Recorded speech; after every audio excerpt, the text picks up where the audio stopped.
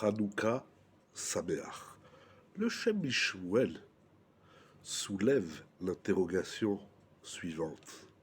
Dans le fameux chant de Hanouka, nous disons Yevanim Nikbetsu Alai. Les Grecs se sont réunis contre moi. Pourquoi a-t-on besoin de préciser qu'ils se sont réunis? Nikbetsu Alai. Il va expliquer que les enfants d'Israël ont été attaqués par les Grecs parce qu'ils manquaient d'unité. Ils manquaient de réunion. Chacun fait sa vie de son côté, son travail, sa famille, sa Torah, mais il manquait de hardout, il manquait d'unité.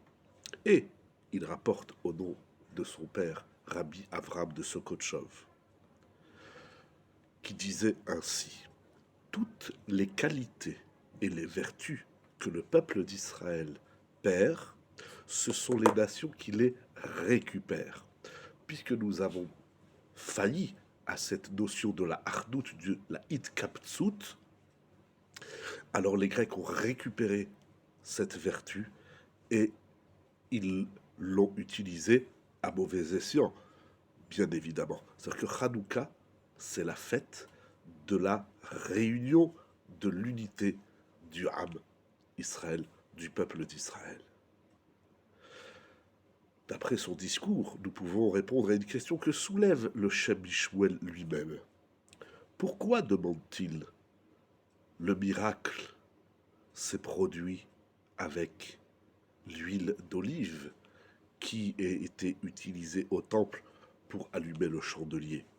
Il y a tellement d'ustensiles, tellement d'éléments qui constituent le temple, le tabernacle, le Beth Amikdash. Pourquoi le miracle devait-il se produire avec cette huile d'olive, et précisément celui utilisé pour allumer le chandelier? Eh bien, la lumière représente l'idée, le concept de l'unité du peuple. Pourquoi? Le Shem Mishmuel rapporte un enseignement de la Gemara au traité Shabbat, qui dit Ner le-Echad, Ner le-Mea. Lorsqu'on allume une veilleuse, eh bien, une personne comme 100 personnes peuvent utiliser cette lumière.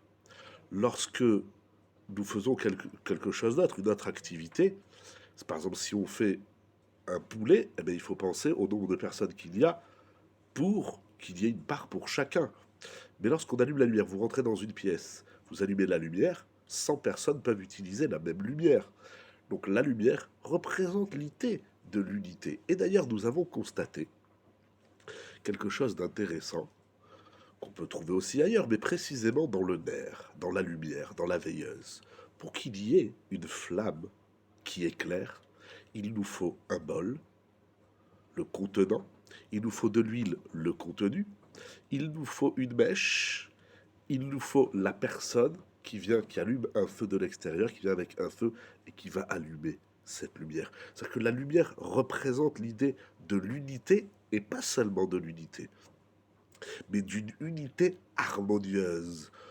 Pour pouvoir allumer une lumière, il faut, il faut unifier un nombre intéressant, considérable d'éléments.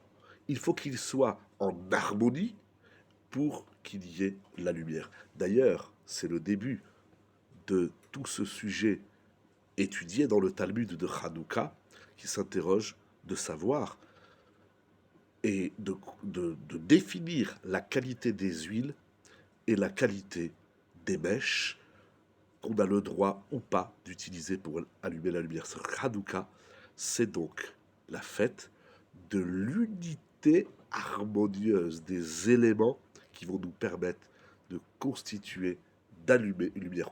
La lumière, c'est lorsqu'il y a une harmonie entre tous les éléments, ici de la veilleuse, de l'être humain. L'homme peut être éclairé, éclairant, et elle peut être lumière seulement lorsqu'il y a une harmonie qui unifie, et une union harmonieuse de tous les éléments, de toutes les composantes de son être. Face à Kadosh Baruch Hu, en cette fête de Hanouka, nous puissions retrouver la lumière du monde, à Kadosh Baruch Hu, pour la gloire divine, et que nous puissions lire le monde en unifiant les êtres, en, en réunissant toutes les créatures, tous les éléments de la vie, et que cette union et cette réunion soient on ne peut plus harmonieuses pour laisser éclairer, dégager toute sa lumière. Hanouka Sameach.